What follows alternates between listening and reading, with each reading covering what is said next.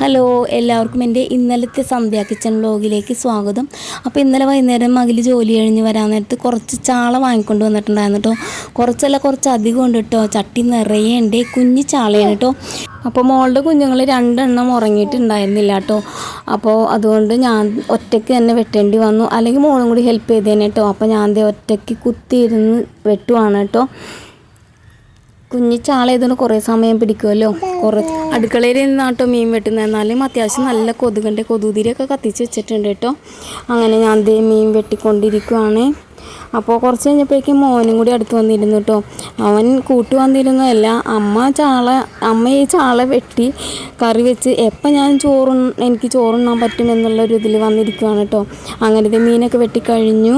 അപ്പോൾ അത് ആദ്യം കറി വെക്കാൻ പോവാണ് കേട്ടോ.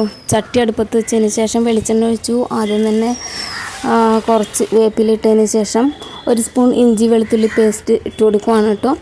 അതൊന്ന് ചൂടായി വന്നപ്പോഴേക്കും കുഞ്ഞ് സവാള അരിഞ്ഞതും പിന്നെ ഒരു ചെറിയ തക്കാളി അരിഞ്ഞതും ചേർത്ത് കൊടുക്കുന്നുണ്ട്. സവാള ഒന്ന് വഴന്ന് വന്നപ്പോഴേക്കും തക്കാളി കൂടി ചേർത്ത് കൊടുത്തിട്ടോ. ഈ സമയത്ത് പാകത്തിലുള്ള ഉപ്പും കൂടി ചേർത്ത് കൊടുത്തിട്ടുണ്ടായിരുന്നു കേട്ടോ. അങ്ങനെ സവാളയും തക്കാളിയൊക്കെ വഴന്ന് വന്നപ്പോഴേക്കും അതിലേക്ക് 2 സ്പൂൺ മുളക് പൊടിയും കൂടി ഇട്ട് കൊടുത്തു. മുളക് പൊടി ഒന്ന് മൂത്ത് വന്നപ്പോഴേക്കും ആവശ്യത്തിന് വെള്ളം ഒഴിച്ചു. കുറച്ച് മഞ്ഞൾപ്പൊടിയും കൂടി ഇട്ട് കൊടുത്തതിന് ശേഷം ഒന്ന് അടച്ച് വെച്ച് തിളപ്പിച്ചെടുക്കാം കേട്ടോ. അപ്പോൾ അതങ്ങനെ തിളക്കട്ടെ. വറക്കാനുള്ള ചാളയിലേക്ക് മസാലയൊക്കെ പുരട്ടി വെക്കാൻ പോവുകയാണ് കേട്ടോ. അതിനായിട്ട് 1 സ്പൂൺ ഇഞ്ചി വെളുത്തുള്ളി പേസ്റ്റും മഞ്ഞൾപ്പൊടിയും മുളക് പൊടിയും കുരുമുളക് പൊടിയും ഉപ്പും 1 സ്പൂണോളം വിനാഗിരിയും കൂടി ചേർത്ത് നല്ലപോലെ മിക്സ് ചെയ്തതിന് ശേഷം ചാളയിലേക്ക് തേച്ച് പിടിപ്പിച്ച് വെക്കുവാണ് കേട്ടോ. ഇത്രയും ചെയ്ത് വന്നപ്പോഴേക്കും നമ്മുടെ അരപ്പ് ഇവിടെ നല്ലപോലെ തിളച്ചിട്ടുണ്ടായിരുന്നു. അപ്പോൾ എൻ്റെ കുഞ്ഞ് അതേ സൗണ്ട് ഉണ്ടാവും, വോയിസ് കൊടുക്കാൻ നേരത്തെ സൗണ്ട് ഉണ്ടാക്കുകയാണ് കേട്ടോ. അരപ്പ് നല്ലപോലെ തിളച്ച് വന്നപ്പോഴേക്കും അതിലേക്ക് ചാള ഇട്ട് കൊടുക്കുവാണ്. എന്നിട്ട് ഒന്നുകൂടി ഒന്ന് മൂടി വെച്ച് വേവിച്ചെടുക്കുന്നുണ്ട് കേട്ടോ. അങ്ങനെ ഇതേ കറി റെഡി ആയിട്ടുണ്ട്. പാകത്തിന് ഉപ്പൊക്കെ ഉണ്ടോയെന്ന് നോക്കിയിട്ട് കറി ഒന്ന് ഇറക്കി വെക്കുവാണ്. പിന്നെ ഇതേ വറക്കാനുള്ള പാൻ വെച്ചു.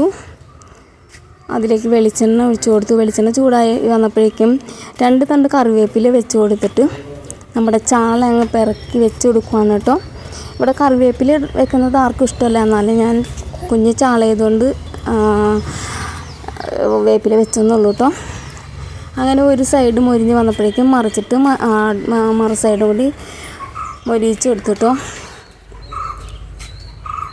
അങ്ങനെ ഇത് ചാളക്കറിയും ചാള ഫ്രൈയും ഒക്കെ റെഡി ആയിട്ടുണ്ട്. അപ്പോൾ ഞങ്ങൾ ചാളക്കറിയും ചാള ഫ്രൈയും എല്ലാം കൂടി രാത്രി ഊണ് കഴിച്ചിട്ടോ. അപ്പോൾ ഇത്രയേ ഉള്ളൂ ഇന്നത്തെ വീഡിയോ ഇഷ്ടപ്പെട്ടെങ്കിൽ ലൈക്ക് ചെയ്യണേ. അതുപോലെ എൻ്റെ ചാനലൊന്ന് സബ്സ്ക്രൈബ് ചെയ്ത് സപ്പോർട്ട് ചെയ്യണേ. Okay, by.